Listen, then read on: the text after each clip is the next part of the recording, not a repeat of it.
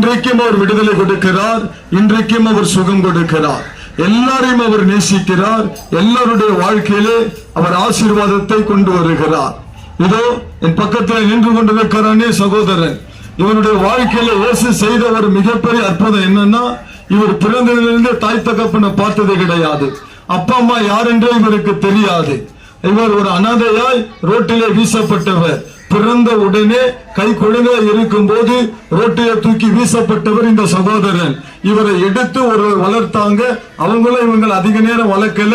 இவங்களை கொண்டு போய் ஒரு அனாதை ஹாஸ்டல்ல சேர்த்து விட்டுட்டாங்க.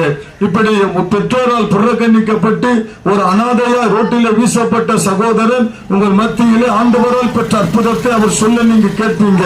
பாருங்க, ஒரு அனாதைய போல ரோட்ல வீசப்பட்டவர். தாய் தகப்பனை அவர் பார்த்ததே கிடையாது.